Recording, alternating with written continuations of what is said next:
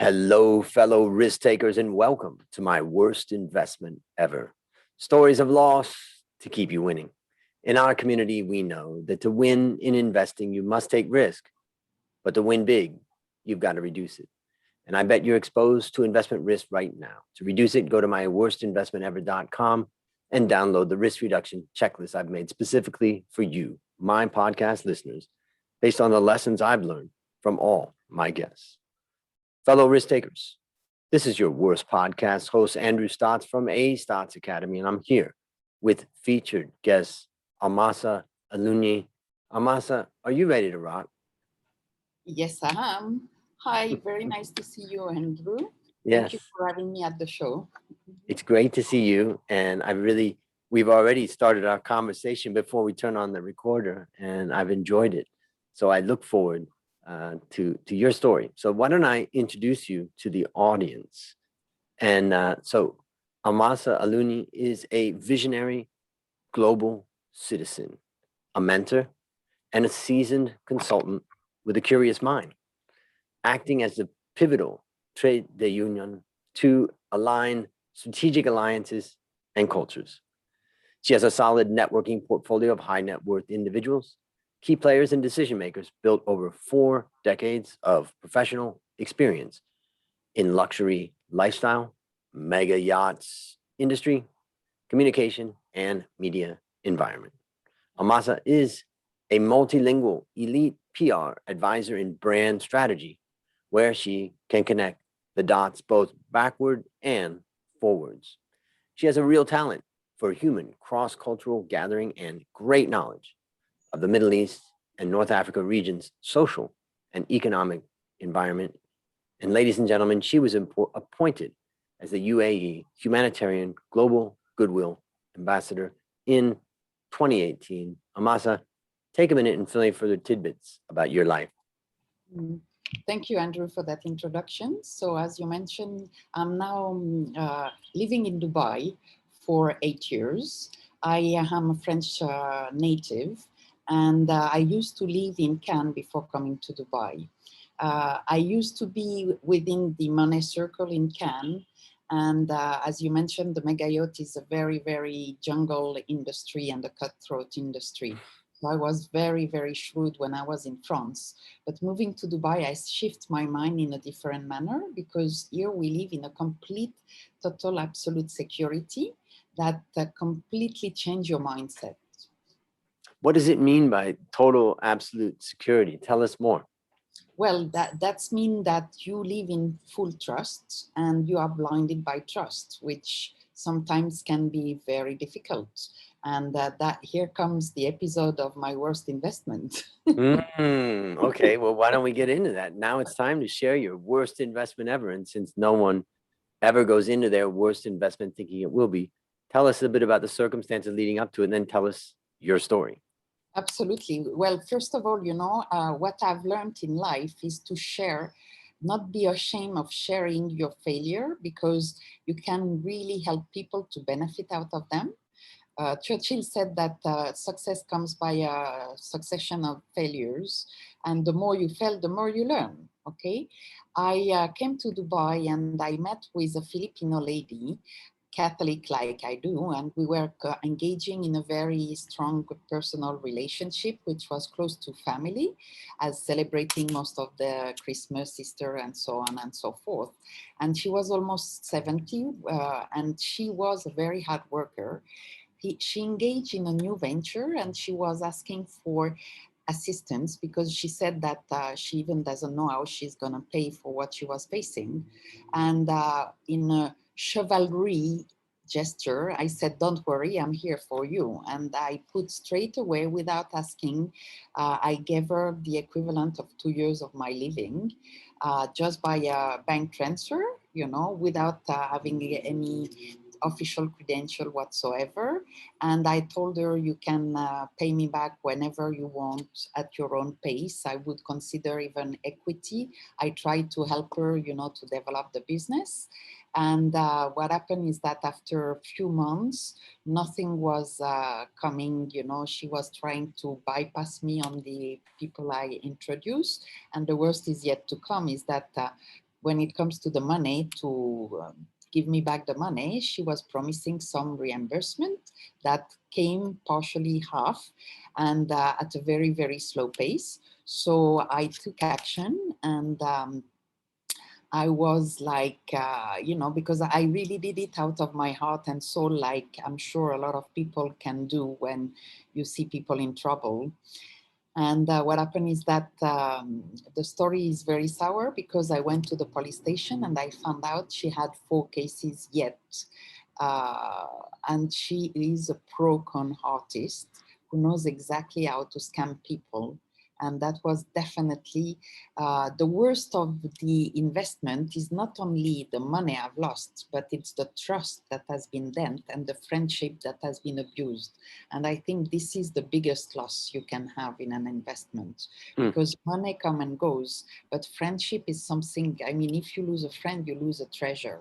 And this is really when you see people that are here with a double face just taking advantage on you, this is a big slap on your face. I wonder if you remember the day that you went to that police station. I mean, when you went there, you didn't expect to find those 4. Tell us about that. Yeah, very, very much. Because, I went there at 11:30 at night. I was almost on my own. And I told the officer I've lent some money to a friend. He asked me how much. It was like, he was dazed by the amount. And he looked at the screen and he said, but madam, your friend, she already has 4 complaints against her. And he showed me the picture. He said, that's that lady? I said, that's that lady. And when I leave, he said, please, next time, don't give away so much. And I tell him, I prefer to have a big heart and a small wallet, so I will keep my heart. And he said, God bless you. So let's try to go through, like, what did you learn from that experience? Oh, hardship. Yeah. I mean, ever since, I'm still paying for it because you see, this is, it's the money I've lost is really something that I do need and that I would have invested differently. And this is something that has poisoned my life ever since. So there is a question because I'm a strong believer. And when you do things out of your heart, usually it's for good and you should collect the good. And you don't do it for collecting good, but it should come naturally. In my case, I don't know what's wrong, but there is definitely a component that is not working. And this is, I still have been caught again by lending some money because I've been there to the point that you have no money and where it's very humiliating to ask. And I know that when people ask, it's not to go and shop at Chanel or Vuitton, but it's to feed themselves.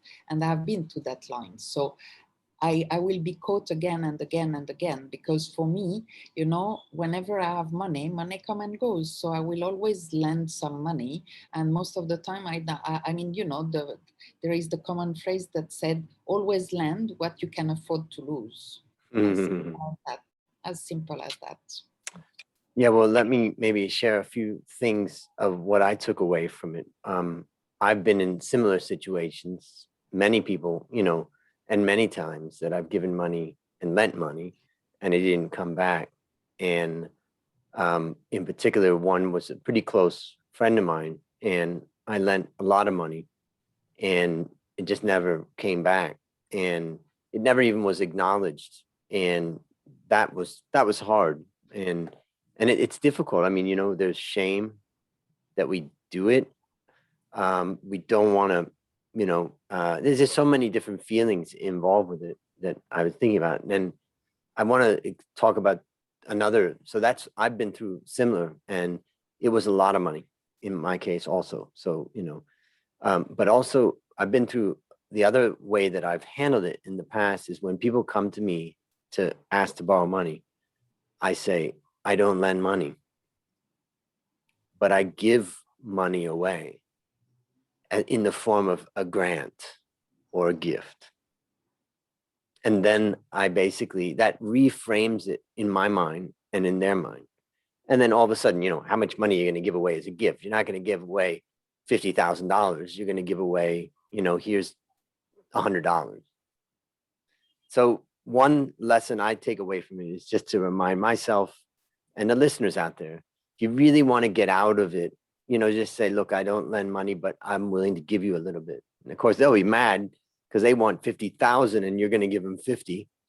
Mhm. But, you still gave them a little bit, so that's the first thing. The second thing, I had a trouble a while ago, and one of my good friends who's very, pretty well off, I had to go to ask him to borrow money. And this was a while ago.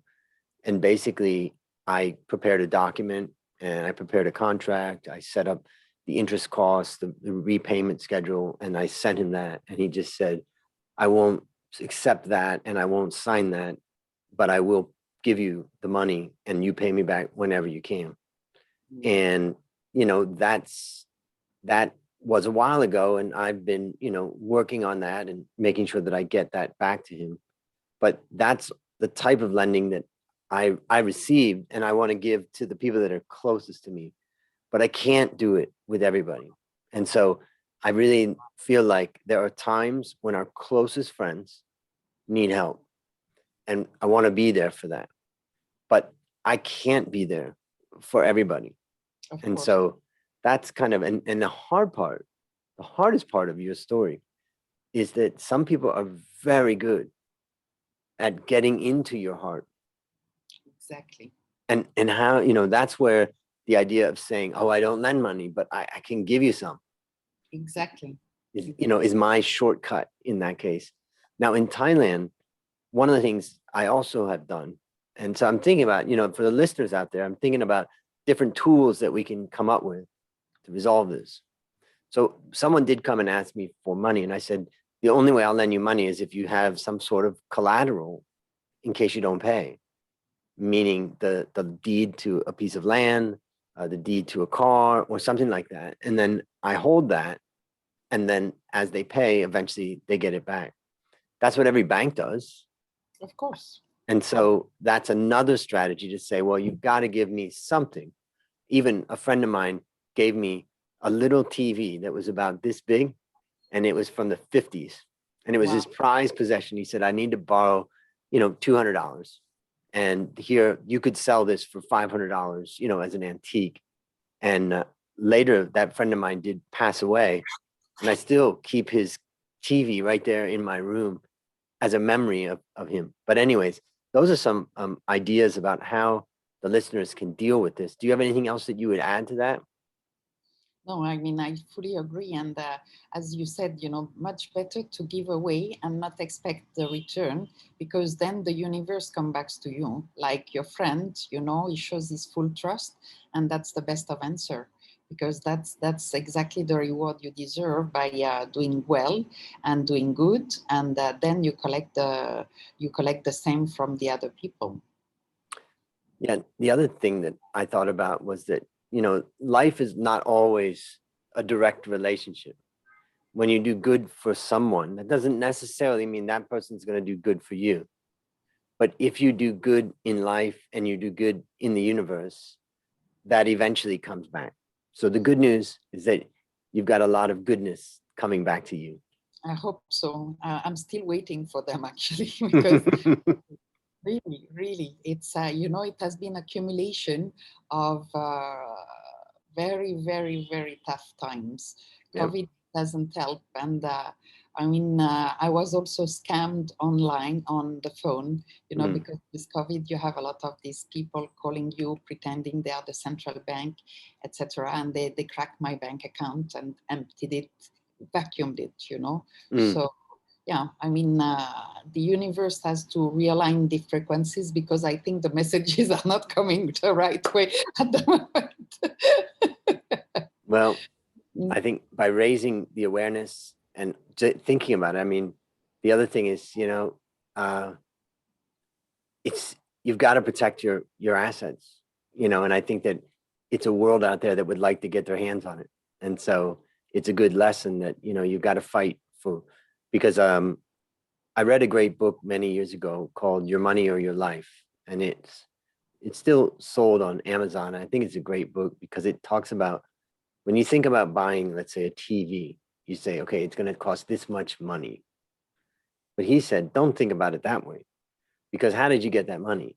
You got it by devoting your time and energy to a job. And in exchange for your time and energy, they gave you pieces of paper.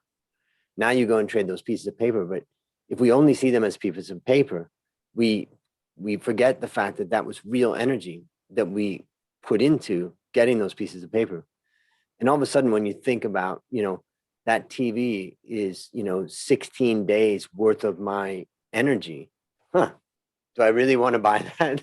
Is that where I want to spend that energy? And so that's another thing that I think, protecting our energy, which is accumulated through money in the bank and things like that, is a great reminder for me. And I love the Chinese quote, which says, money is the best of servants and the worst of master. So, I mean, if you spend all your life around money, you are very miserable. If you chase money all the time, money without talent will never generate money. That's a lot of people forget that. And for me, I've shifted to a spiritual level. Of course, we need the material part, definitely. But you can be very, very happy without making it turning around money and, luxury and all that unnecessary superflu and all these things that people bother their life with. It's much better to have genuine people, authentic people that really are strong support, moral, and whatever you take in your coffin is your memories. It's not your vault. So it's much better to live. I've created my own mantra since I live here, which is past is my wealth, present is my addiction, future is my dream. So this, this is really what I would advise people to implement in their life, because there is no bigger richness that your experience. And please share it extensively, never keep things for yourself. That's the biggest richness. And live in the present, because you never know what tomorrow will bring. You can die in a minute. You can, and create dreams for your future, because if you don't have dreams, you never progress. And you should progress every day, every single day, by learning, by, sharing your energy, sharing your experience, and gain out of what life has to offer. That's fantastic advice. And let's continue on with that. So based upon what you've learned from this story and what you continue to learn, what one action would you recommend our listeners take to avoid suffering the same fate? And think about that man or woman who's listening right now, who does have somebody who's they trust a bit and they've gotten to know, who's asking them for money. What advice would you give them? Do your due diligence. Don't let yourself trap in a so-called friendship, because devils not only wear Prada, it wears Chanel and Versace and all the other designers. Do your due diligence. The most people are, what came to my mind with that lady is that when she was asking me for the money, she turned to change her voice completely, like almost crying on the phone, and she was, Almasa, when are you going to transfer me the money? And I was like, come on, she's almost 70 years old. That's quite weird. And then, that whenever people show a double face, always be very careful. Do your due diligence. Totally. Great advice. And forget the friendship in the due diligence, Yep. Totally. You worked hard for that money. So absolutely, you have a right to do the due diligence. Absolutely. Great advice. All right, last question. What's your number one goal for the next 12 months? Well, actually, I'm working on few projects. My dream project is to have my own TV show. So this is something that I'm really trying to put into place with a new emerging TV channel. And it will be about culture, because I'm passionate about blending culture, about sharing culture and developing culture. So this is my number one goal. I have another legacy goal, which is my own line of jewelry based on an interfaith harmony project, building a platform community. And this one has been on for quite a while, and COVID didn't help and don't help still. So this is something that I am working constantly, but will take time. But definitely these are my two pillars. I mean, although you need four, I have many others on the back. That sounds like you got your hands full already. Totally. Yep. Yeah. All right. Well, listeners, there you have it. Another story of loss to keep you winning. My number one goal for the next 12 months is to help you, my listener, to reduce risk in your life. So go to myworstinvestmentever.com right now and download the risk reduction checklist to see how you measure up. As we conclude, Almasa, I want to thank you again for coming on the show. And on behalf of A Stotts Academy, I hereby award you alumni status for turning your worst investment ever into your best teaching moment. Do you have any parting words for the audience? Well, I'm very proud and honored. It's always great to receive some reward. You know, it's not to polish my ego, but it's to put the milestone in my life and to really see the recognition. It's always the best of rewards. Thank you so much for having me, Andrew. It was really a pleasure indeed. I appreciate your openness, and it's beautiful. So keep that up. Well, that's a wrap on another great story to help us create, grow, and protect our wealth, fellow risk takers. This is your worst podcast host, Andrew Stott, saying, I'll see you on the upside.